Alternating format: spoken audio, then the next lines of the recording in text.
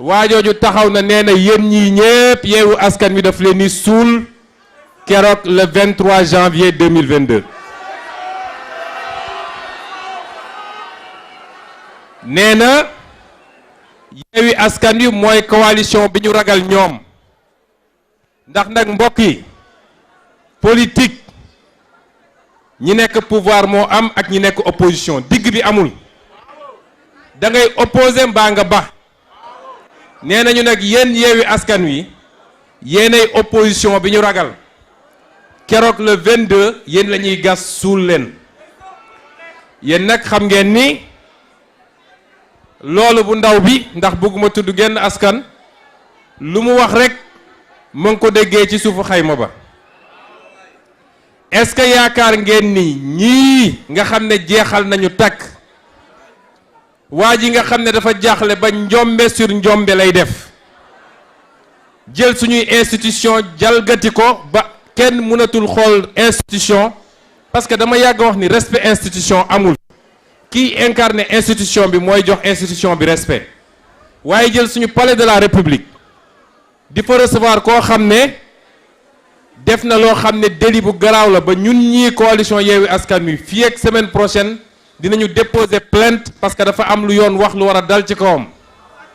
nga recevoir ko biir palais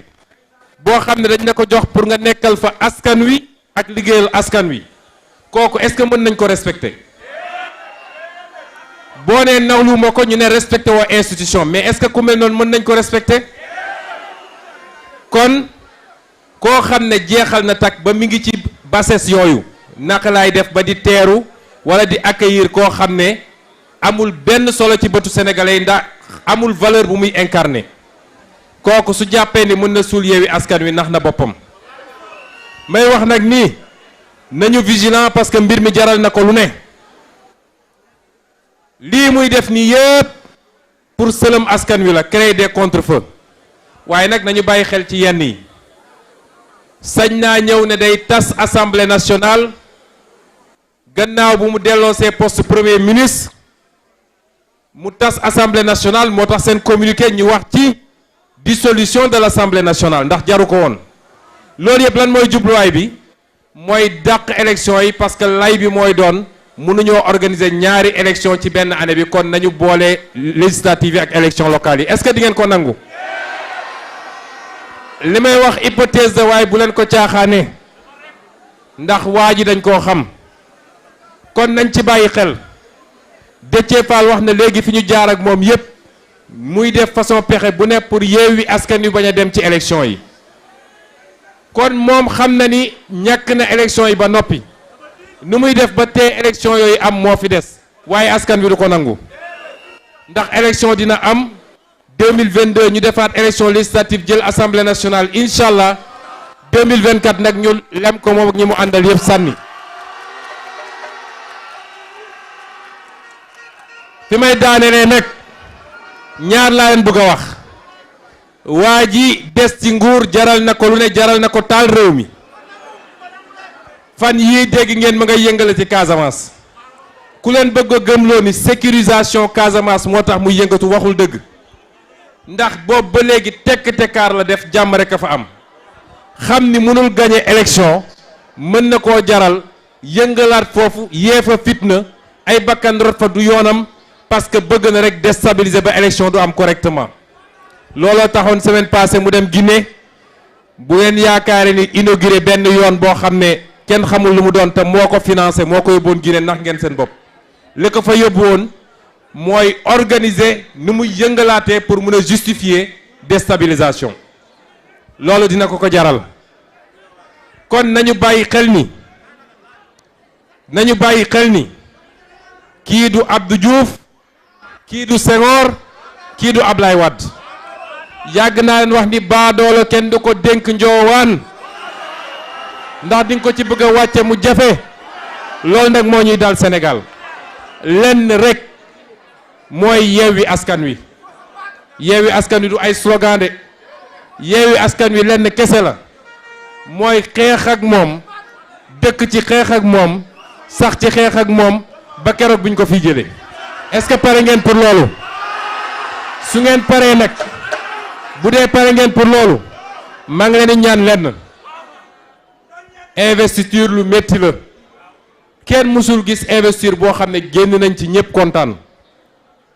kon ñii ne dañoo mer ba tax ñu ne dañuy téye seen bopp du ñu dem battre campagne ñooñu nekkuñu ci projet bi parce que projet bi du affaire nit du affaire Sonko du affaire Déthié Fall du affaire Habib Sy du affaire sëñ Moustapha projet bi suñu affaire sët la du sax suñuy mbir nu ñuy def ba Sénégal suñuy sët fekk fi Sénégal gu gën Sénégal gii loolu jar na ku nekk fàtte sa bopp ngir Sénégal kon ku ne mer naa ba bank naa samay yoxo yow xamoo lu ñu tax a jóg ku ne mer naa ba tax nga dem ci liste parallèle xamoo lu ñu tax a jóg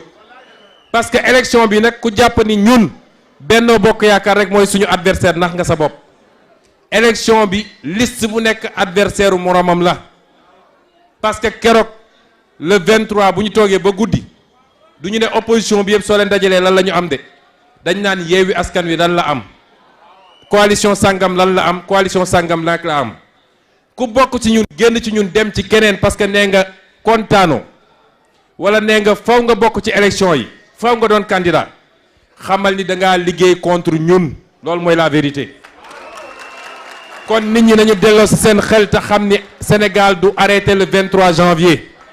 suñu projet mooy lu defar Sénégal te loolu ci ay décennies la du ci benn fan kon ñun ñëpp nañu takkuwaat defarwaat xam ni nag on tient le bon bout libérer l'Afrique de ses envahisseurs libérer l'Afrique d'une domination de plus de 3 siècles capitaine wax na ko léegi dafa wax lu am solo waroon na ko tënk ci wolof ñëpp dégg ko bu baax dafa wax lu am solo ñun suñu combat du ay xëccoo pouvoir suñu combat mooy libérer le peuple africain ba li ñu am ci alal yàlla may ñu ko suñu géej gi suñu pétrole suñu gaz suñu zircon suñu suuf si lépp dellu si ci loxo sénégalais yi loolu mooy suñu combat loolu mooy le combat de la jeunesse africaine te nag Afrique yépp a ngi yeewu gis ngeen li xew Burkina Faso gis ngeen li xew Burkina Faso gis ngeen lu xew feneen ak feneen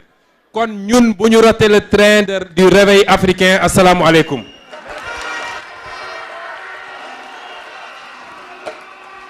Merci à vous. Merci à vous, monsieur Ousmane Sonko.